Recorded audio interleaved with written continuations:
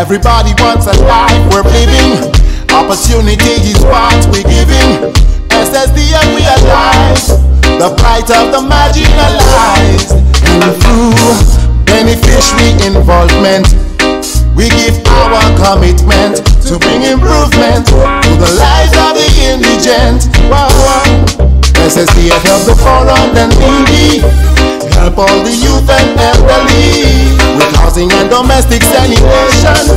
SSDF even help with education, creating better social cohesion, better social integration, creating national prosperity, improving life in the country. SSDF uplifting people, transforming communities. SSDF uplifting people, transforming communities. SSDF uplifting people, transforming communities. SSDF uplifting people, transforming communities. Bonjour, c'est Lucia, and welcome to the first episode of SSDF Uplifting People, Transforming Communities. I am your host, Ika Fergus, and I am the Communications Officer of the St. Lucia Social Development Fund. Welcome again. Thank you so much for joining us. Well, just to give you a little breakdown of exactly what SSDF is about before I introduce my first guest for the first show, just to let you know that the St. Lucia Social Development Fund, SSDF as we are commonly known, is an amalgamated agency that combines the former Poverty Reduction Fund, the PRF, and the Basic Needs Trust Fund, BNTF. Now, this collaboration was initiated by the government via the Ministry of Equity, Social Justice and Empowerment, which has oversight of the SSDF. So basically, we're a satellite agency. We work alongside them or beneath them, together with them. The rationale was to streamline efforts, reduce duplication, and strengthen coordinated support for marginalized communities through social and infrastructure development. Now, our core mission is to deliver essential services and development to disadvantaged and marginalized communities across St. Lucia through coordinated efforts and efficient, accountable programming. Our program types include infrastructure projects, for example, water and sanitation systems, also vocational skills training and capacity building, and institutional strengthening efforts. Now, what has happened, our recent highlights and initiatives, what has been happening for this year, 2025, and the previous years, what we have been strengthening and focusing on lately. Our newest project, well, one of our newest projects, because we have a few on the table that you will get to know in later episodes. Our mini agricultural project, which is under our Kudme Setlisi program, and this was launched in August 2025. Now, this pilot targets vulnerable households, equipping 11 families, that's specific families, with training and support for small-scale farming, enhancing both food security and income generation. And of course, we definitely worked with the Ministry of Agriculture on this one. We also have the Single Mothers Entrepreneurship Training, which is underneath our HOPE project, and that began in October 2022 and ran through mid-2023. We still have I would say we still have that program being facilitated, not necessarily single mothers only, but other groups as well. And that program specifically provided business training, mentorship, and monitoring to 34 single mothers, many of whom have since launched their own small businesses. We also have the Our Boys Matter program, which is quite dear to our director's heart, and he will give you some more information about that, which was reintroduced in March 2024 with a holistic approach, and it focused on secondary school boys from Form 1 to Form 4, and the program included retreats, mentorship, school visits, family support, to contribute to personal and academic development. We also have the Basic Needs Trust Fund, the BNTF, and this legacy component continues under the SSDF umbrella. The BNTF Cycle 10 included projects like water infrastructure, early childhood development facility upgrades, and new buildings as well. Also schooling, drainage improvements, and vocational training. Now, Cycle 10 ended in, well, just recently, or later 2024, and Cycle 11 is slated to begin very, very soon, before the end of 2025. Now, this was influenced heavily by community-driven project proposals. Okay, so just a little insight into what SSDF is all about, just the main idea. So right now, I will introduce you to my executive director, or with just the overall board of the St. Lucia Social Development Fund, the executive director, who is Mr. John Victorin. Welcome, Mr. Victorin. Good afternoon, Nika. Good afternoon to the viewing public. It's a pleasure for me to be on set with you. Yeah. Okay, so Mr. Victorin, we go straight into the matter. For our viewers who may not be very familiar, could you briefly explain what the St. Lucia Social Development Fund is and its role in the St. Lucian landscape? In a nutshell, the St. Lucia Social Development Fund's mandate is to improve the quality of life of vulnerable, poor, and indigent individuals. Okay. That is the mandate of the organization in a nutshell. The organization is critical in St. Lucia's social landscape, given the fact that through its mandate, it initiates crime risk reduction programs, it initiates empowerment programs, it implements social infrastructure, and it also provides social support to individuals who find themselves within the target group of the SSDF. And as I highlighted earlier on, the target group is basically the vulnerable, poor, and indigent individuals. And like we have been seeing throughout the year, well, this year we're actually trying to push a graduation from, for staying on that support system for generations. So, we're always improving and getting, trying new methods so people could at least graduate, transform, and allow, probably other persons to benefit. Yes. One of the empowerment programs of the SSDF that seeks to attain this is the Kudme Setlisi program. This program is based on the implementation of 7 pillars, providing support in 7 areas, 7 pillars, more or less what we consider it to be. You have the pillar of identification, so individuals households who are participating or which are participating in the program who have not secured their identification card, NIS number, their passports, their birth certificates. We would facilitate them in the process of securing these. There is also the pillar of education, where we provide educational support to these households to ensure that the students attend school and they have the necessary resources that would allow them to take advantage of the educational opportunity that they have been provided. There is also the pillar of health and wellness. So we provide support in terms of guidance as it relates to nutrition, what one would need to consume to maintain a healthy body, basically lecturing them on exercising. Also, we have family dynamics. So with family dynamics, you find lectures on conflict management, as well as lectures on basic psychotherapy, therapeutic sessions for families that could help families better manage the challenges of life. We also have the income component, and the income component is basically what is provided by the public assistance program, because the participants of the Kudme Setlisi program are beneficiaries of the public assistance program. We also have the employment component, and we have basically free employment pathways or livelihood pathways as part of the employment program. One would be direct job placement for these individuals. We also have the apprenticeship component, where they get to learn on the job, and we also have entrepreneurship, which is another component of the livelihood or employment pillar of that program. So these are the key pillars of the program.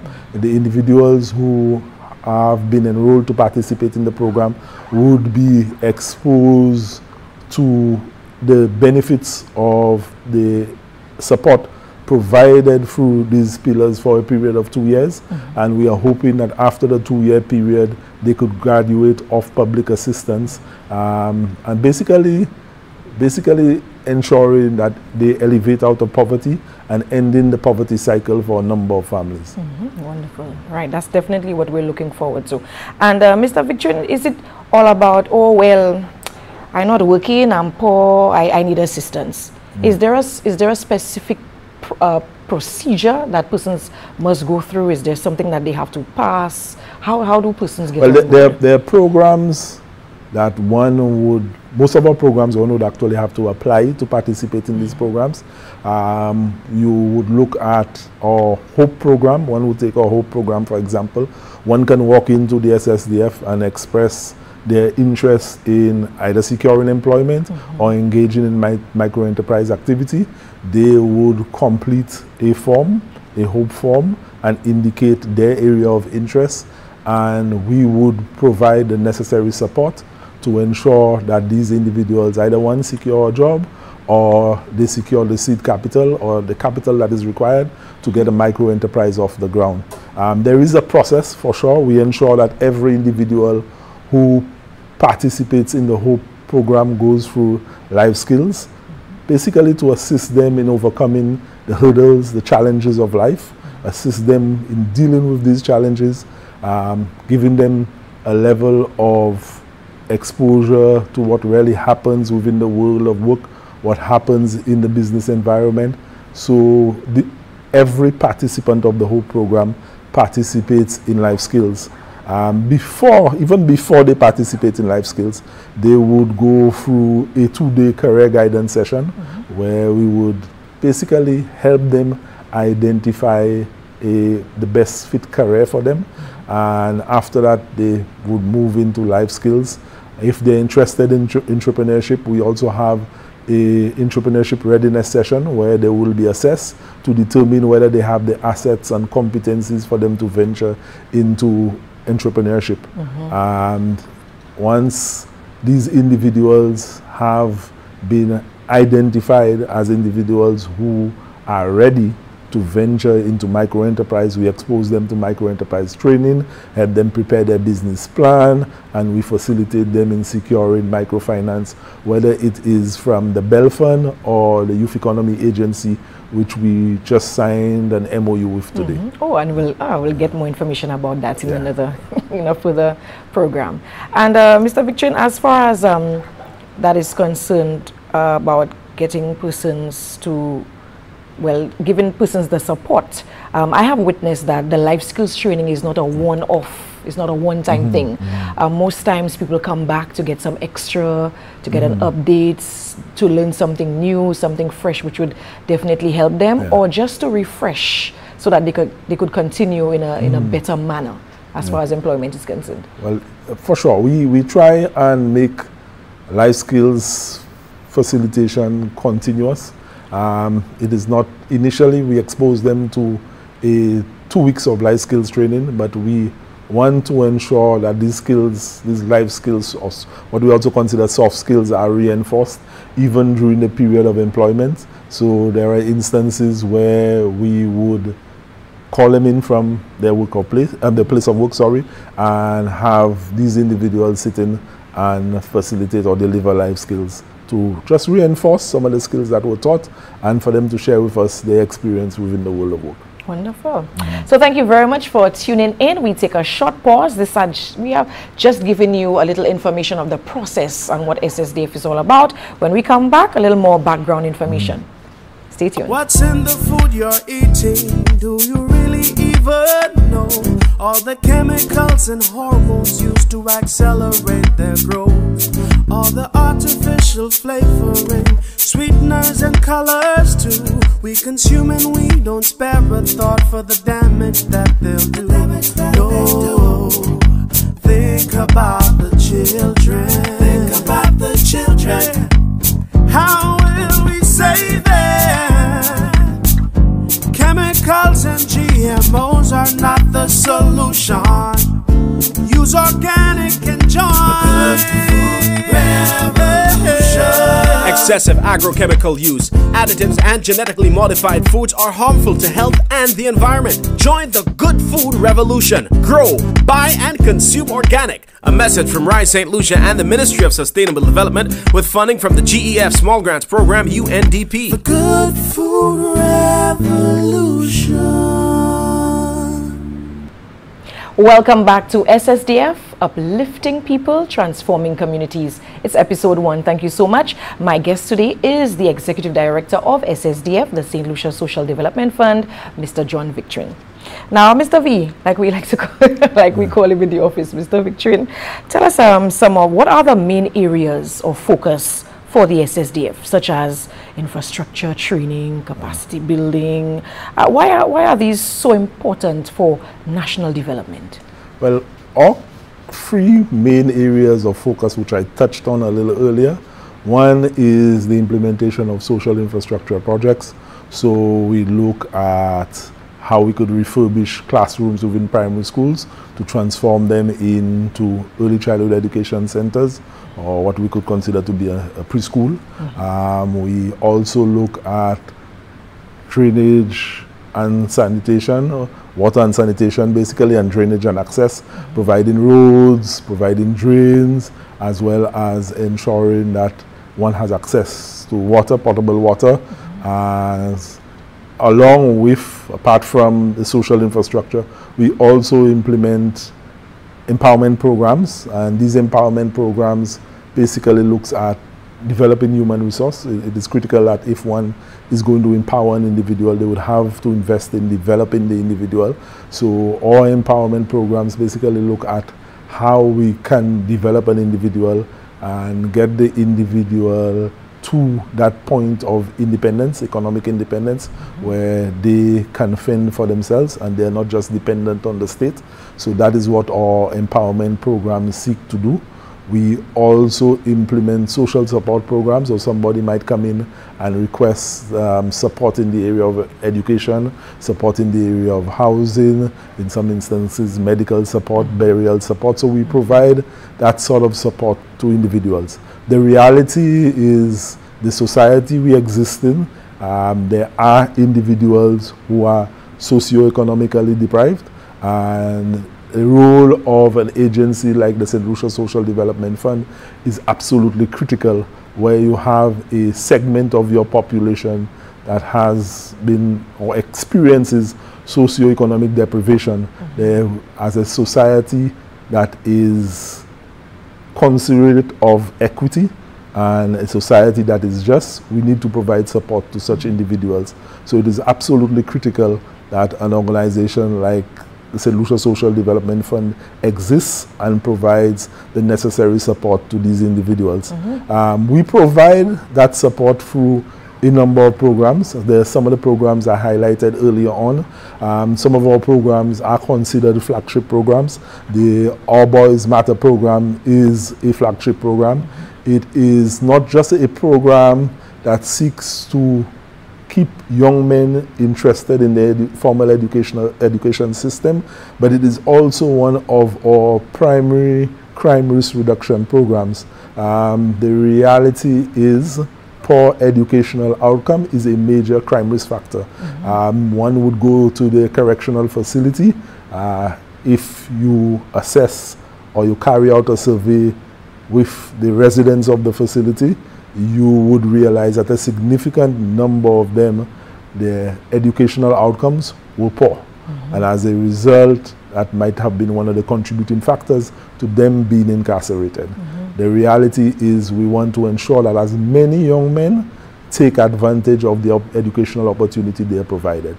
In some instances, there's simply disinterest in the formal education system.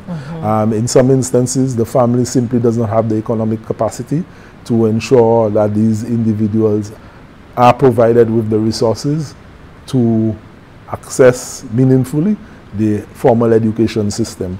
So we realize that it is absolutely critical that we step in and provide support to these young men. So we provide support to them as it relates to securing their educational material, so textbooks that they would need, also provide support in terms of transportation where it's required, meals. So that support is provided to these young men, psychosocial support, because some of them deal with trauma, and we help them deal with that trauma through the psychosocial support, psychotherapy that we provide through the program. These young men also exposed to life skills and training in a number of other soft skills areas, with the aim of ensuring that they sustain interest in the school and motivate them to learn as much as possible and make the best, take full advantage, make the best of the educational opportunity they have been provided with, or take full advantage of that educational opportunity. The program has evolved and is now not just looking at the boys, but we realize how critical the household is to the performance of the boy. We realize that there is a clear correlation as it relates to the environment, the household these young men grow up in, and their performance at school. So as a result, we also work with the household. So if there's need to provide housing support, we provide housing support to improve the dwelling conditions, because research has shown that dwelling conditions affects a child's ability to learn. We also look at providing the family with access to employment and to micro-enterprise opportunities. So we work with the family dynamics, provide psychotherapy if the household requires. So we work with the family and the boys to give the boys the best possible chance of attaining a positive educational outcome. All right, so it's holistic. Yeah. It's not just the boy or the school counselor, the principal.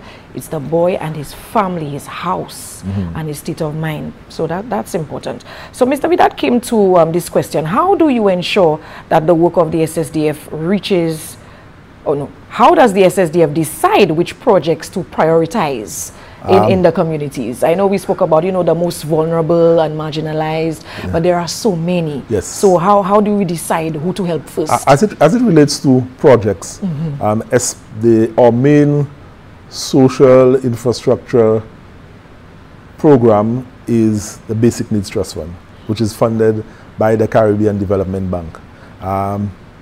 Through the Basic Needs Trust Fund, in the communities we get the opportunity to submit proposals. Research will be conducted to develop a country policy framework to ensure that we actually prioritize projects that are country priority.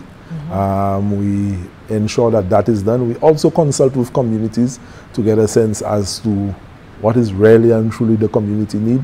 An individual might submit a proposal that might not be a need of the community at that point in time. So we do consult with community to ensure that at the end of the day we select projects that are really needed in the community.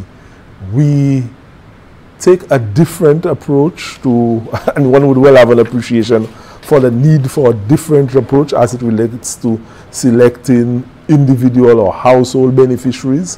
What we do is to conduct a proxy means test to assess the level of poverty of that household, and if the individual attains a score of less than 76, that would consider them as poor or indigent, we would then favorably consider them for accessing support, or whether it's our housing assistance program or educational assistance program, employment support.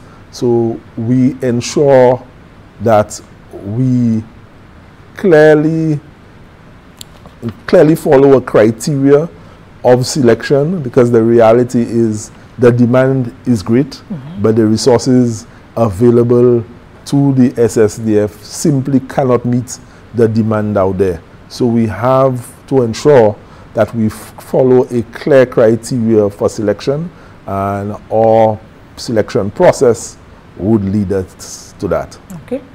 And well, our time is running out. So, Mr. Victor, can you tell us about how the SSDF works with government? Well, the SSDF works with government ministries, various ministries, not only the Ministry of Equity, civil society, international partners. How important are these partnerships? Also the CDB with BNTF.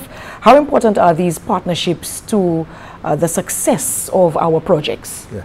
Partnerships are extremely important, and it's a major area of focus of the SSDF, developing as many partnerships as possible. I could take one partnership, for example, which is our partnership with the Bodley Correctional Facility. We have the community reentry program where we would support former inmates of the correctional facility, support their re-entry or facilitate their re-entry into community by providing them with support in a number of areas, helping them secure employment, helping them start off their micro-enterprise. That partnership has blossomed into, and has not just blossomed and strengthened through that program, but it has mushroomed into something bigger. So now we are working with the Bodley Correctional Facility on our housing program. So residents of the facility would now help us construct homes for the poor and indigent who require such structures, such dwelling structures. We are also looking at another partnership under another program, which is our roadside beautification program. They have a compost pit, and we have agreed that when we cut the grass along the main road, trim the grass along the main road, and green waste is generated, we will take the green waste to the correctional facility. So we have been working with them and exploring as many possibilities for us to partner and ensure that we provide the social benefits to those who deserve it out there. Okay. And finally, Mr. Victorine, what message would you like to leave with St. Lucians about the importance of social development and community empowerment?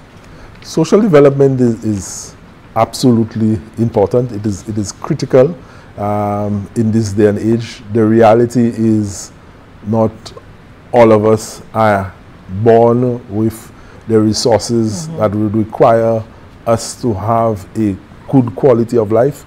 Some of us are disadvantaged by the mere fact that we were born into a certain family. And society needs to provide the support to ensure that the quality of life of these individuals improve. We are a Christian society. We believe in equity. We believe in justice, social justice. And it is important that we view social agencies as something that is positive.